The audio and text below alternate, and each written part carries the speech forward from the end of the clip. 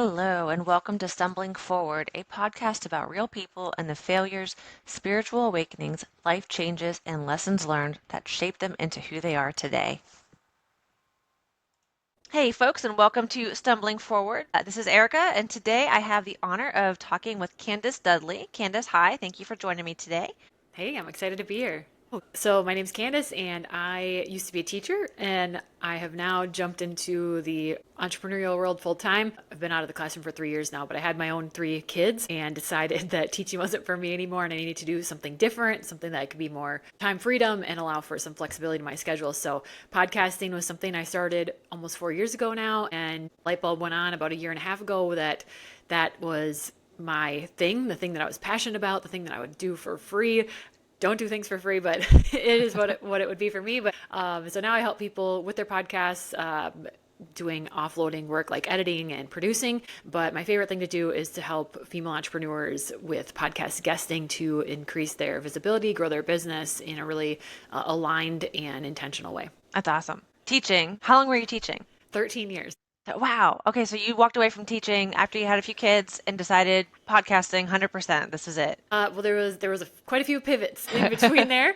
I started my podcast before I left teaching. The last year of teaching, I was running a podcast and I had weekly episodes coming out. So I was doing that on the side. I was dabbling in network marketing. That was my first gateway into entrepreneurship. I'm not affiliated with that anymore, but it was almost like a crash course in pushing my comfort zone, personal development, all these really great things that led me to where I am now. When I chose to leave the classroom, it was really a tough conversation with my spouse. We were both teachers. He's still teaching. And we thought that when we got married that we would be teachers forever. And then I threw a curveball in and said, I don't like this for me, for my family. I felt like my kids were getting my leftovers and I need to make some changes. Don't 100% know what they were going to be at the time, but I just knew that growing my own network marketing business, I had all these skills, email marketing type things, different programs I had used, Squarespace, Flowdesk, all these skills, podcasting skills. And I thought, I'm just going to figure it out. I'm going to make a business with these skills and help people with that. I really narrowed that down to podcasting. That was my thing. I think podcasting gives people a voice. It's why I started mine, because I felt like my motherhood at the time experience wasn't being talked about. And I wanted to hopefully help other moms feel seen, heard, and validated. And that's what I love about helping people podcast guests and run their own shows, because I think the more voices that we can give to women, especially, the more chances that someone can listen and feel seen. And I think that can really change the course of someone's life. So yes, it's podcasting, but I didn't know that right away when I left. I was still producing my own show, but I didn't know that that's what my business was going to be built around. That makes sense. You hit on two things that I wanted to jump on. One was the spouse situation and pivoting, because similar story, kind of. I was in corporate for about 20 years and then got really burned out last year and quit. And my wife was very, very supportive of it.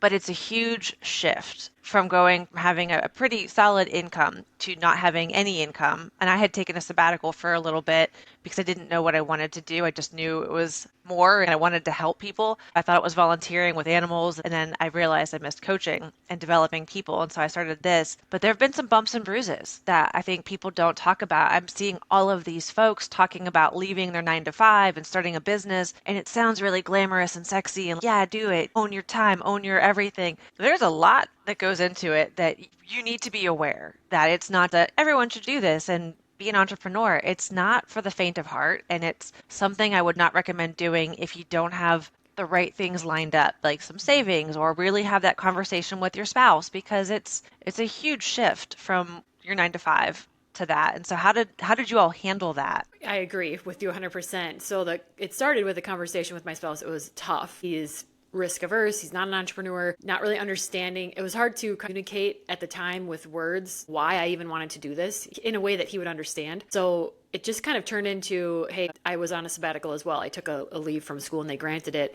And at first it was just going to be our youngest of 3 was not in school yet. So it was my last chance to be home with her. And so we decided for the family, it was going to be a year-long gift. And I decided that was not what I wanted after that, but that's what led me into it. But yes, I agree. So finances were talked about. Luckily, we were very smart with our finances and we didn't have debt. The only thing we had a payment on was our house payment. We had savings built up. So definitely take that into consideration. I don't want anyone to just all of a sudden you're out on the streets because you can't pay your bills. We need to be responsible adults, especially when we're parents and we have other human beings that we need to keep alive. So finances for sure was one thing. It's that foundation of the personal development, inner work, I think also plays a huge part because like you said, there's a lot of bumps and bruises. So if you haven't started working on your own mindset, I think that's where you have to have that foundation because you are going to have those days. And I still occasionally have those days where I'm like, I should just burn it all down, go back to teaching. Maybe it wasn't that bad, that kind of a thought. But really it's just not in alignment with where I'm going and who I want to become. But you have those days. And if you don't have that mindset work, that inner work to fall back on and rely on, that can get pretty tricky. And I think you can end up quitting right before the success or right before your breakthrough. And, you don't want that for other people either. So I think that is definitely a foundational piece that I would recommend starting with if you haven't yet, because without it, it can get pretty dicey. Yes. And people definitely don't share that part when they share their journey. They're talking about their 10K months and like, here are my Yeah. PayPal, Stripe notifications. And you're like, wow, that's so great. I'm going to do that too. You don't know how long they've been doing that to get to that point. And they're not going to tell you, it took me 6 years with no sales before I saw this. So keep that in mind. It's not for everybody to just quit your job and jump into something new unless you've really done the work and are ready for that. But I love that you took that risk and that you're doing that. And I love that you're saying this is not in alignment with what I want to do anymore. And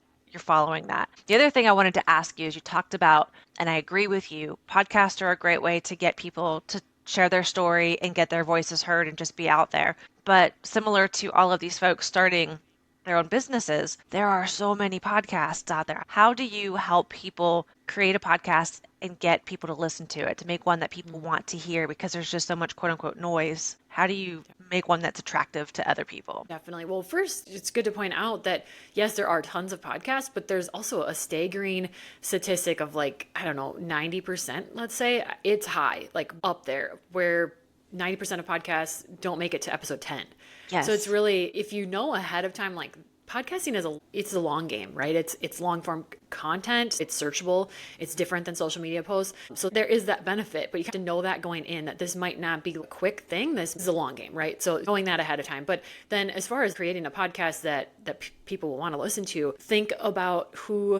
A lot of times we start a podcast because we are a service-based business or we're a coach or something. So we have that to offer someone. So think about who is your dream client? Who exactly is that? It's not like, oh, she's 30 years old and she's a mom. More specifically, know her deeper. And when we can hone in on that, that's when we can really get specific, and that's when people come to listen. So I think definitely a mistake I made in the beginning was I'm just going to talk to everybody. I'm going to talk to every mom out there, and it's old marketing advice that you're talking to everyone, you're talking to no one. And it really rings true with podcasting as well, but it can feel scary. I know I went through this shift probably around like year 2 or 3 where I'm like feeling really called to turn my podcast into an entrepreneurial focus, into sharing podcasting advice and having female entrepreneurs as guests sharing their different pathways into entrepreneurship. But it had started with moms as a focus and making that shift, knowing that that's what's in alignment for me, narrowing it down. That feels scary. I had a guest on a while ago and she used the term niching up instead of niching down. And that really has resonated with me. It's almost like I picture letting go of all this baggage and all the need to talk to everyone and really narrowing that in on who specifically you're talking to.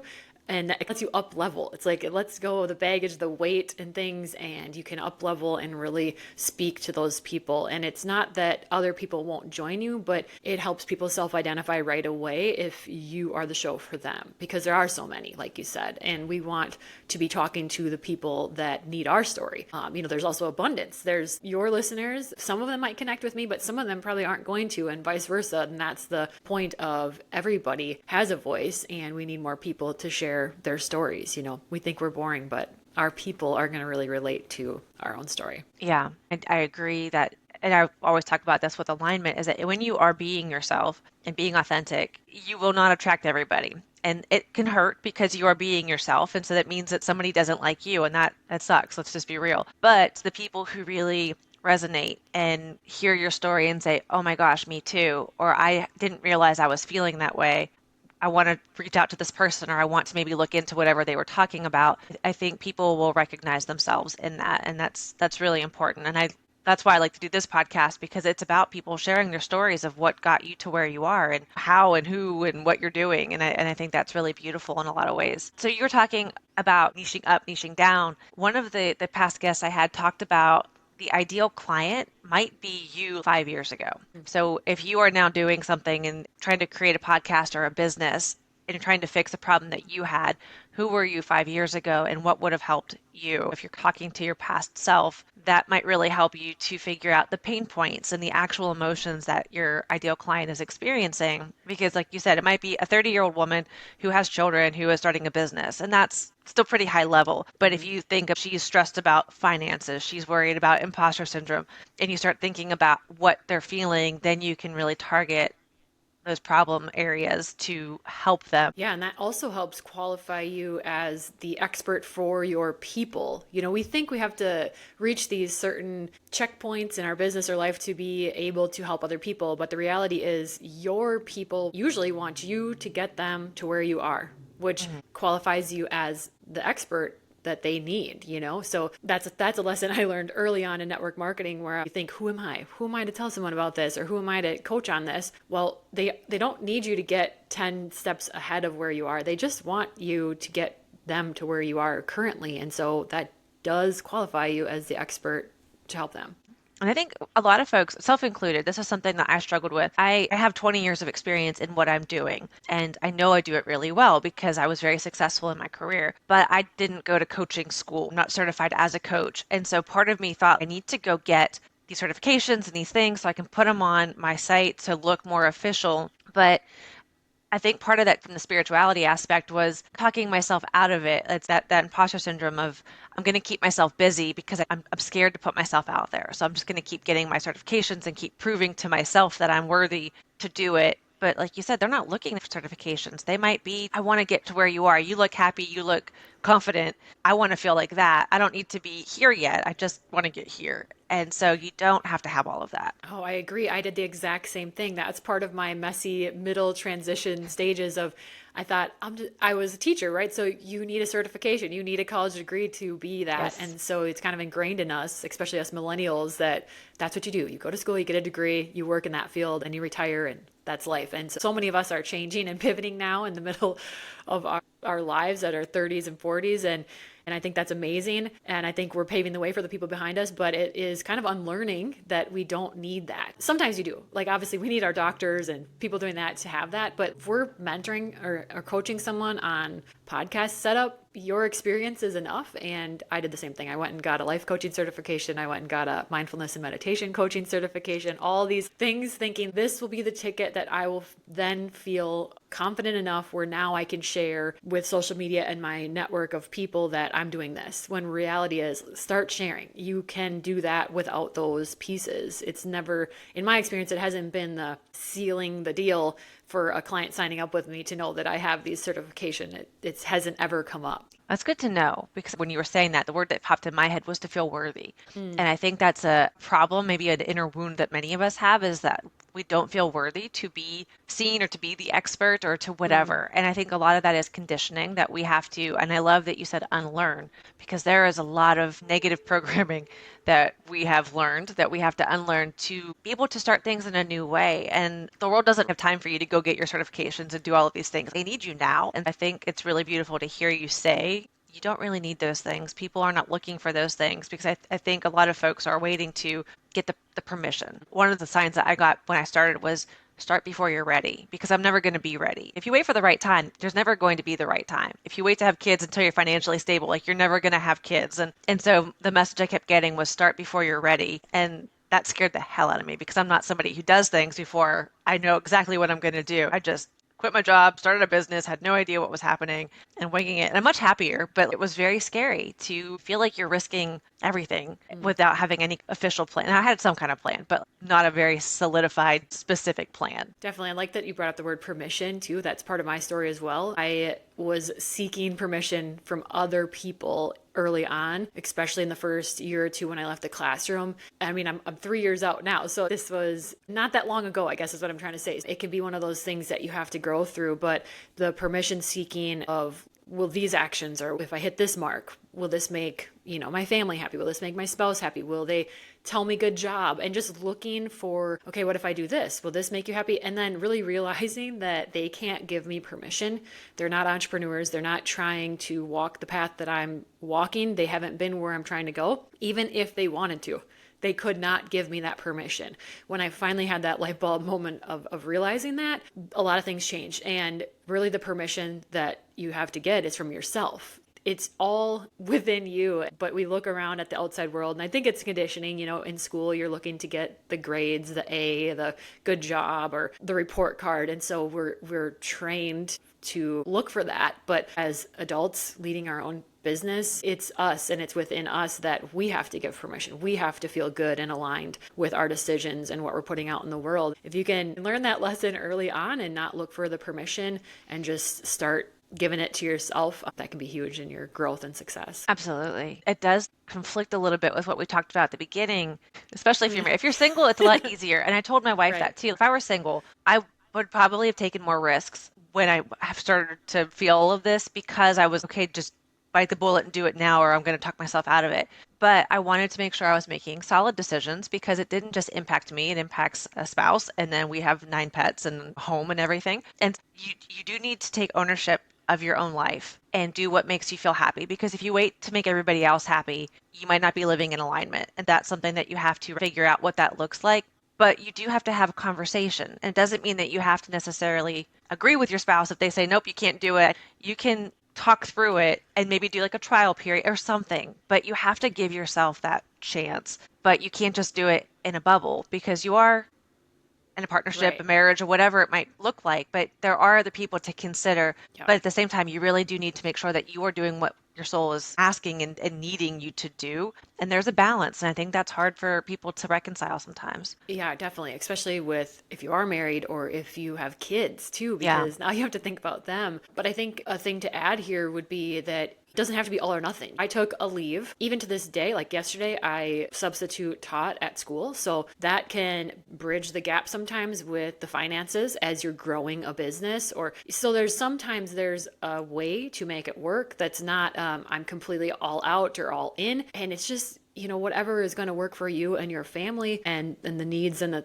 things that you guys have that you need and that's important to you, you can really make it work in a lot of different ways. And so thinking that I have to quit my job or I have to do this, like, what if you just dabble in starting this coaching business or whatever it might be on the side, take on a few clients or even offer some free sessions and see if you even like it before Yeah. quitting your job? Or there's just different ways where you can test things out, or you can have a middle ground. And I think that's obviously really important when you have other people in your life and you're not just single and on your own to consider. Yeah, that's super important. I agree with dipping your toe. If you're single and you want to move to Bali and start your own business and do that, like, you can, and there's Yep. nothing tying you down. But when you're in your 40s and you're married and have a family, there's a little bit more obligation that you can't just pick up and leave without causing Right. some major trauma somewhere. Uh-huh. But I do think it's really good advice to start this on the side or something. So, and you're not quitting your job and having no income. There are other things that you can do, and that's why it's just really important to have those conversations. So with the podcasting, you said you tried a few different things, really fell in love with podcasting.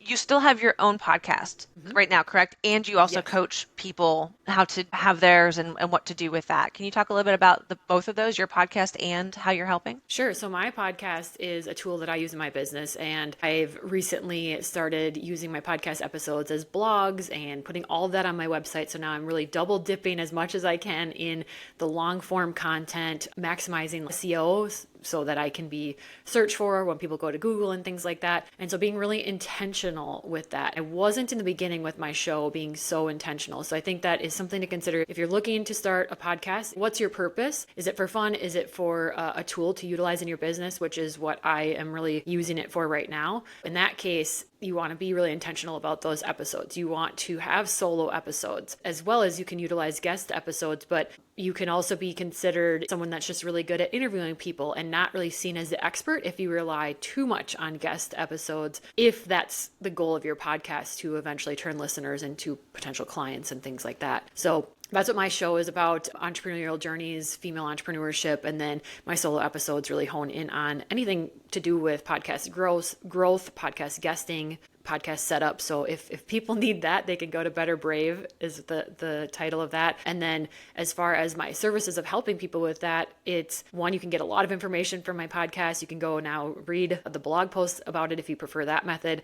But two, I offer, one-on-one calls. So if you just want someone to talk to about how could I set my podcast up, how could I grow my podcast, and then also how could I guest on podcasts as a strategy to increase my visibility and grow my business. So the things that I am most passionate about right now and my offers is podcast guesting, really helping people hone in on their messaging and then have everything really cohesive. So sometimes we have free resources and then offers, and maybe they don't align, or multiple free resources, and it's more effective if we hone in on what is the one free resource that you can share in your podcast guesting experience that really leads people down the path that your dream client would travel down. So it's a no-brainer that they download it and then can move you. So I help people plan that out, plan their speaking topics, and then teach them how to find aligned shows and do that in a way that is really genuine and authentic. Because as a podcast host, you might experience this too, where we get those copy-pasted emails sent to us and it's just very ick. We're like, you didn't listen to the show. You don't know what this is about. Our messages are not aligned, but you're pitching me this cold pitch. And so utilizing different things like threads and different strategies, you can make those connections and that networking piece through podcasting really powerful in your business. That's really good information. Question for you. So obviously with the different podcasts, I've reached out through threads and different channels to get some guests on. And some people on paper look really, really good. What they want to talk about sounds really interesting and they look interesting. And I do a meet and greet beforehand to narrow down what we're going to talk about, pick a date and time, but just meet. So that way the first time we're meeting is not the day of recording. And sometimes they just don't have any personality. And it feels like you're pulling teeth to understand why they want to talk with you at all. How do you handle those situations? Do you move forward with interviewing them? Do you say, thank you, I don't know that this is actually the right fit? Is it maybe just nerves? But how do you handle that? Because I've run into that a couple times. For sure. If you are hosting a show, you have built that know, like, and trust value with your listeners. So I always say, you have to only allow guests on, and you don't ever have to allow guests on that don't feel very aligned to you and your messaging. Because when you have a guest on, it's like telling your audience that I have vetted this person, I trust them, and you can trust them too. And that's one way to really lose trust with your audience, is by bringing people on that don't resonate with you, that you don't feel connected to. So definitely think it is appropriate to say what you just said. I don't think this is going to be a fit. I'd love to stay connected. Or you can also just say that this isn't going to be a fit, but thank you for your time. Thanks for this call. And then move on. Try not to make it so personal. I know as women, everything is personal. This is our baby. This is our thing. But it's still your business and it's still you as the host that has to make these calls. And so definitely I would not move forward with the interviews. I would let them know that it's not going to be a fit for right now. And if you feel called to say that you would like to stay connected, you can do that, but you don't have to. You can just also say no. That's a full sentence too, right?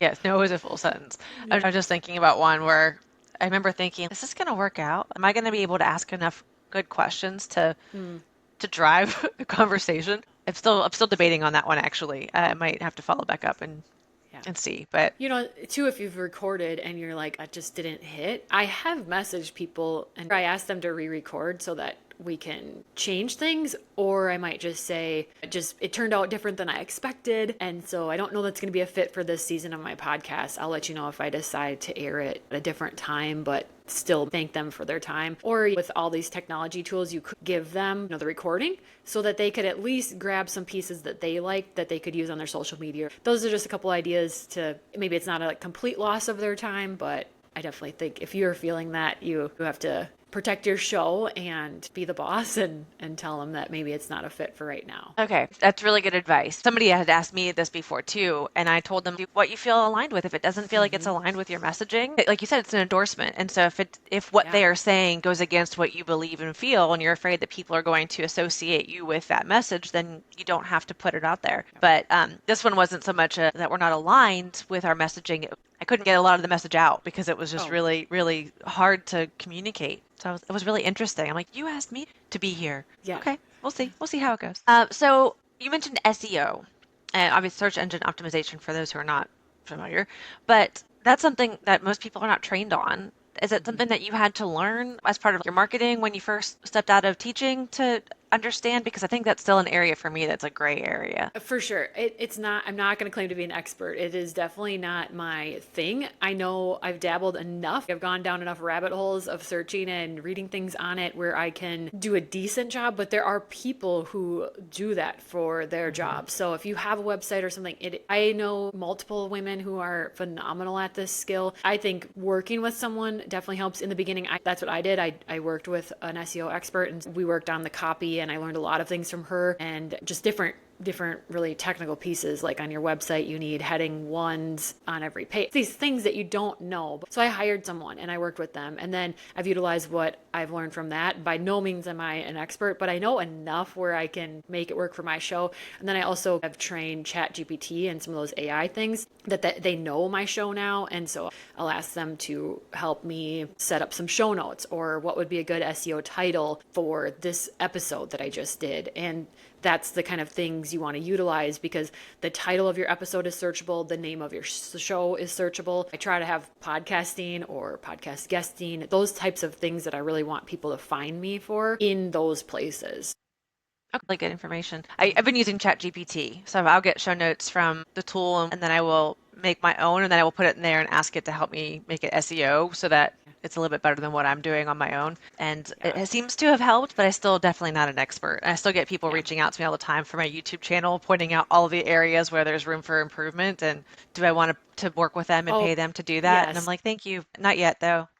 My whole 14 subscribers are okay with what we have. So, any major advice for anybody as far as like starting a podcast or what to do or what to look for if they're thinking about it? Sure. Well, the name of your show is very searchable. So if you can avoid having things that are really cute and unicorn, glitter, sparkle, if you can be specific that something in your show tagline or something like mine is your podcasting mentor, that is definitely helpful. I also would say I'm a big believer, like you mentioned before, starting before you feel ready. You are not going to feel ready and you're not going to feel like you know enough because when you start Googling, searching things about podcast setup and whatnot, I spent a year doing that. I'll add that in. I spent a year Wow. Googling this. And also there was just doubt of like, I'm too boring. I'm going to run out of things to say. And that's very common with people starting a podcast. They just don't trust that they're going to have enough to share, but you will. You have a little bit of blind faith that you are definitely not going to run out of things to say. You're not going to run out of quality guests. But when you go to start searching about this, it's going to feel like a different language. It's just stuff that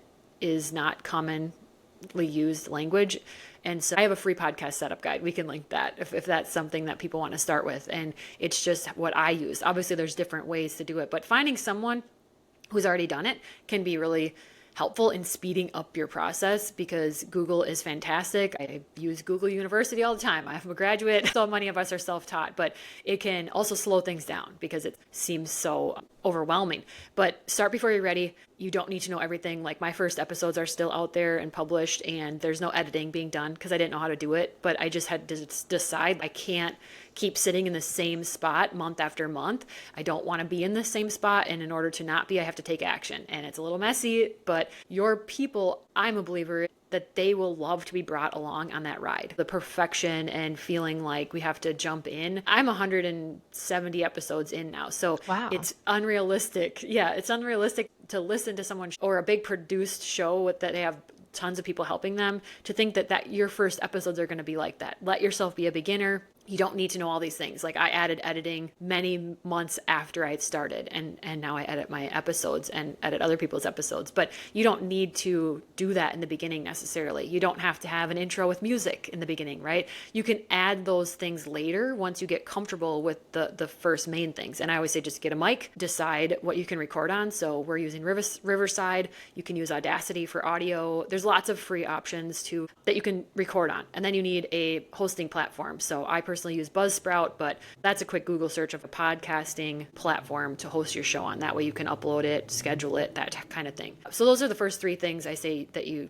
do, and then you get that first episode out. You're going to learn so much more by actually doing than you are continuing to Google and search and learning just one more thing, just one more thing. So start with the basics, and you can add skills and things on as you get comfortable with those. That's great advice. And it goes back to what you talked about earlier with start before you're ready. You're never going to be the expert. So you can have all of the knowledge, but the first time you do it, you're still going to have ums and likes, and you're going to stumble. And even now, when I record, there might be 10 seconds of silence while I'm trying to remember where my train of thought went. And then I go in and I cut that part out because you can edit. You can do that. But before I was editing, if I would stop the whole thing and restart because I didn't realize that you could cut stuff out. And so there's definitely tools and things. What you didn't mention was some of the pain of listening to some of your first episodes.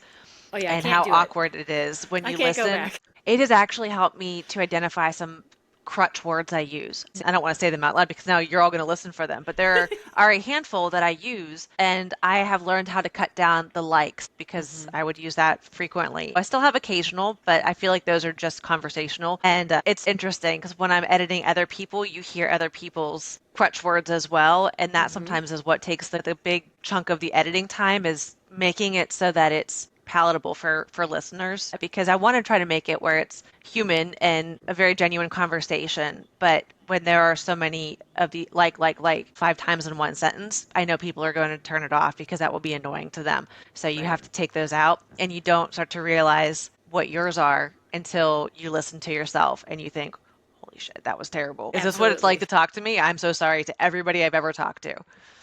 Absolutely. Yes. I know what you mean. And so is a common one that That was I've one of mine edited too. out. And so, but all that it is you're trying to think of your next thought. You're trying to piece your thoughts together. So that's just part of it, but let yourself be a beginner. It's okay. We all have that, but when you learn how to edit, it's beautiful. You can cut that out. You and your guests sound so much more professional, so much more polished. Eloquent. Yes. And I think it also helps you get your episode out to your listeners so that they don't spend 2 minutes worth of all that extra stuff that you cut out because you edited your podcast. So I like to edit. I know some people don't edit their shows and they put it out because they like that. And it's just whatever style works for you, but I'm on your team with that. Yeah, I'm team edit.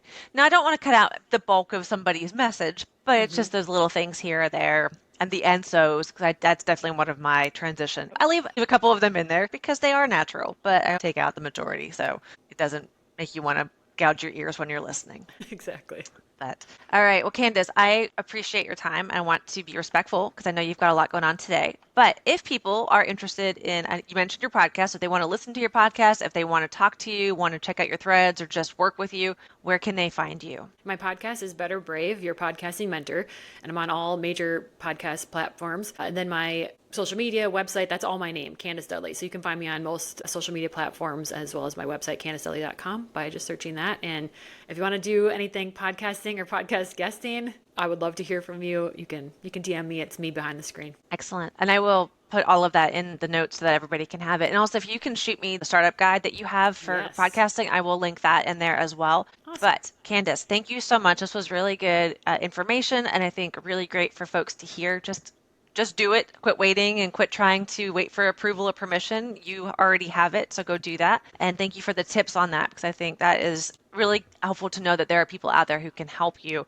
with either guesting or hosting podcasts, because it's a hot topic right now, but I think still a lot of gray area for folks where they are maybe a little scared to jump into what seems like an already very busy pool. Absolutely. Thank you so much for having me. And I just love your message that you're putting out into the world of stumbling forward. I think so many more of us need that. Well, thank you. I appreciate that. So thanks for stumbling forward with me, and everybody else, thanks for listening, and we'll catch you on the next episode. This episode of Stumbling Forward was brought to you by Ori Ara's Self-Care Collective. Real women, real lives, and real self-care. It's empowering you to take care of yourself one day at a time. If you are interested in joining the Self Care Collective, there are discount codes on the screen. Stumbling Forward member will get you 20% off your first month's membership, or the Stumbling Forward founder will get you 20% off a lifetime membership.